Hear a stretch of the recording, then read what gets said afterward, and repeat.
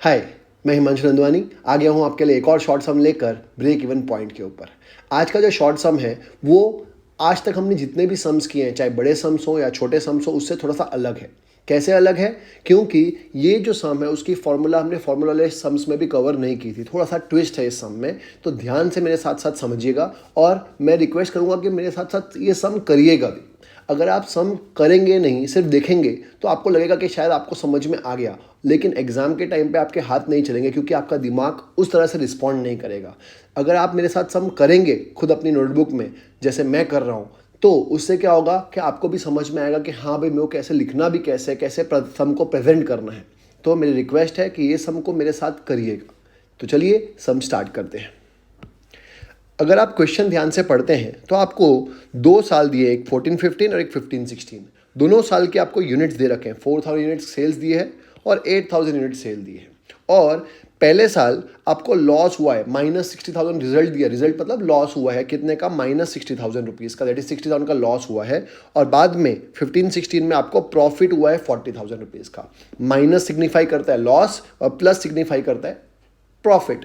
तो पहले आपको 60,000 का लॉस हुआ था बिजनेस में, अब बिजनेसमैन को 40,000 का प्रॉफिट हुआ है।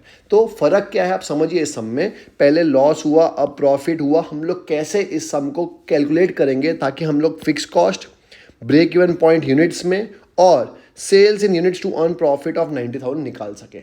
तो इस सम में हम लोगों को यूनिट्स दे रखा है और प्रॉफिट दे रखा है। Profit in the sense result दे रखा है, लॉस और प्रॉफिट दोनों दे रखे हैं। तो हम लोग को पीवी रेशियो निकालना पॉसिबल नहीं है। क्यों? क्योंकि पीवी रेशियो निकालने के लिए हमको दोनों चीज़ रुपीज़ में चाहिए होती है। ये तो रुपीज़ में है, लेकिन ये कैसे है? यूनिट्स में है। तो हम लोग पीवी रेशियो नहीं निकालेंगे, हम लोग सीपीयू निकालेंगे। क्या निकालेंगे? सीपीयू। अच्छा, सबसे पहले ये समझते हैं कि पहले आपका रिजल्ट क्या है। ये देखिए रिजल्ट क्या है। पहले आपको लॉस हुआ था बिजनेस का 60,000 का, अब आपको प्रॉफिट हुआ है 40,000 का। तो मेरे को बताइए चेंज कितना आया बिजनेस में? चेंज कितना आया? पहले लॉस था 60,000 का, अब 40,000 का प्रॉफिट हुआ है, तो चेंज कितना आया? तो चेंज आया 1 लाख रुपीज़ का। कितने रुपए का? 1 लाख। कैसे? पहले आपने बिजनेस में अपना 60,000 का लॉस रिकवर किया होगा, तो पहले 60,000 रुपये कमाए होंगे ताकि ये जीरो हो जाए, और उसके बाद 40,000 और कमाए होंगे। तो टोटल कमाने के लिए आपको 60,000 से 40,000 पे पहुंचने के लिए कितनी जर्नी तय करनी पड़ेगी? 1 लाख रुपए की। पहले 60,000 रुपीज़ का प्रॉफिट कमाओ और ये लॉस को सेट ऑफ करो, तो जीरो हो गया। अब 40,000 रुपये और प्रॉफिट कमाओ, तो टोटल कितना कमाया? 60,000 पहले कमाया ताकि ये लॉस कवर हो सके, और 40,000 और कमाया ताकि प्रॉफिट में और कमा सको। टोटल कितना कमाया होगा? 1 लाख। तो ये इन दोनों का डिफरेंस कितना है? 1 लाख। ये बात ध्यान रखिएगा। और यहाँ पे डिफरेंस कितना है? 4,000। तो दिख रहा है दोनों पॉजिटिव ही हैं, तो दोनों का डिफरेंस निकालूंगा तो कितना आ जाएगा? 4,000। क्लियर है? That is 8,000 minus 4,000। तो डिफरेंस कितना आ गया? 4,000। यहाँ का डिफरेंस कितना है? 1 लाख। क्लियर है? तो ध्यान रखिएगा। तो सबसे पहले मैं फॉर्मूला लगाता हूँ सीपीयू की। सीपीयू का मतलब होता है कॉन्ट्रीब्यूशन पर यूनिट। तो फॉर्मूला लगाते हैं हम लोग। कॉन्ट्रीब्यूशन पर यूनिट की फॉर्मूला होती है change in profit upon change in units. इस बार मैंने change in profit upon change in sales नहीं लगाया। क्या लगाया? यूनिट्स लगाया, क्योंकि हमारे पास सेल्स जो है वो रुपीज़ में नहीं दे रखी है, यूनिट्स में दे रखी है। चेंज आया 1 लाख, अभी मैंने आपको समझाया था, और यूनिट्स में चेंज है 4,000। तो ये आ जाएगा आपका ₹25। ये मेरा सीपीयू आ गया। सीपीयू का मतलब होता है कंट्रीब्यूशन पर यूनिट कितना आ गया? 25 रुपीज़। ये ध्यान रखिएगा, मेरा कंट्रीब्यूशन पर यूनिट कितना आ गया? 25। अब हम लोग क्या करेंगे? इसको अप्लाई करेंगे टेबल के अंदर। हमको पता है टेबल के लिए हमको ये फॉर्मेट होता है पर्टिकुलर्स। यूनिट्स कितने थे इस बार? 4,000 यूनिट्स थे और 8,000 यूनिट्स थे। ये यूनिट्स में हमको है, यूनिट्स दे रखा है हमारा। और जब हम लोग टेबल बनाते हैं हमारे ऐसा होती है sales, variable cost, contribution, fix cost और प्रॉफिट। ऐसे ही होता है। हमारे पास पता है ये है 15। पहले ईयर कौन सा था? पहला ईयर है 14-15, बाद में है 15-16। तो ये हो गया 14-15 और ये आ गया 15-16 ईयर का। हमको पता है यहाँ पे लॉस था। कितने का लॉस था? पहले आपका 60,000 का लॉस था और बाद में 40,000 का प्रॉफिट था। तो मैंने लिख दिया यहाँ पे 60,000 लॉस और 40,000 प्रॉफिट। चेंज इन प्रॉफिट हमको दिया हुआ ही था।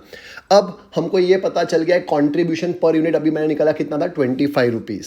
सेल्स निकालना पॉसिबल नहीं है, वेरिएबल कॉस्ट निकालना पॉसिबल नहीं है। क्यों पॉसिबल नहीं है? क्योंकि हमारे पास यूनिट्स तो है लेकिन सेलिंग प्राइस नहीं है। हमको खाली क्या मिला है, कॉन्ट्रीब्यूशन पर यूनिट मिला है, जो कितना आया था 25। तो मैं क्या करूँगा, 4000 को 25 से मल्टीप्लाई कर दूंगा तो मेरा कॉन्ट्रीब्यूशन आ जाएगा 1 लाख।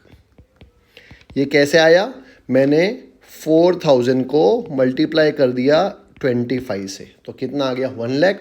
और इन द सेम वे 8000 को मैं मल्टीप्लाई कर दूंगा 25 से, तो आ जाएगा मेरा 2 lakhs।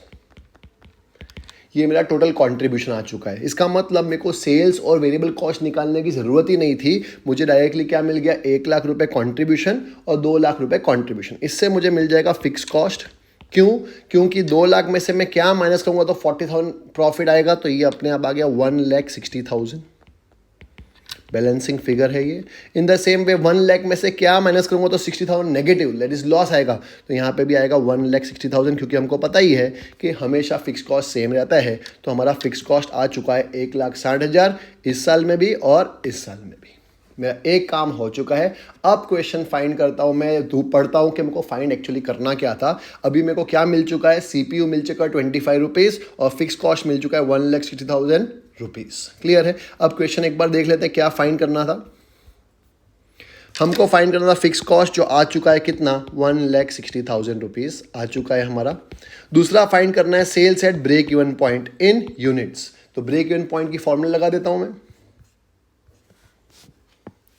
ब्रेक इवन पॉइंट की फॉर्मूला आपको पता है, यूनिट्स वाली fix cost upon CPU। Fix cost अभी निकाला था हमने 1,60,000, कोई भी ले सकता हूँ, और CPU भी है हमारे पास 25 रुपीज़। अगर आप इसको डिवाइड करोगे तो आ जाएगा 6,400 यूनिट्स। ये हमारा BEP यूनिट्स में आ चुका है। ये हमने एक और चीज़ फाइंड कर ली है। अब देखते हैं और क्या फाइंड करना है। अब मुझे फाइंड करना है सेल्स इन यूनिट्स, वापस यूनिट्स में फाइंड करना है, to earn a profit of ₹90,000। ये 90,000 क्या है, मेरा डिज़ायर्ड प्रॉफिट है।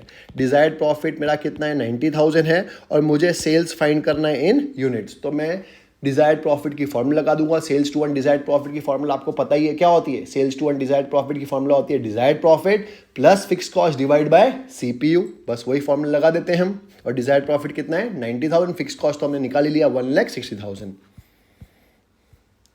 तो लगा देते हैं sales to earn desired profit in units, क्योंकि यूनिट्स में निकालना है। क्या होती है formula, desired profit plus fix cost upon CPU। Desired profit question में दिया हुआ है 90,000, फिक्स कॉस्ट में निकाल लिया था 1,60,000, डिवाइड बाय CPU है हमारे पास 25 रुपीज़। इसको सॉल्व करोगे 1,60,000 प्लस 90 250 डिवाइड बाय, तो कितना आ जाएगा 10,000 यूनिट्स।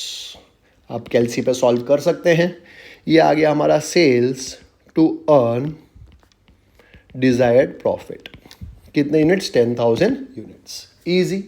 मुझे उम्मीद है आपको समझ में आया होगा ये सम क्या था। बहुत इजी सम था, अगर आपने ध्यान से समझा हो तो। एक नई फॉर्मूला हमने ज़रूर इसमें देखी है, CPU की, कंट्रीब्यूशन पर यूनिट की। क्या होती है, change in profit upon change in units. इन 200 लगता नहीं है।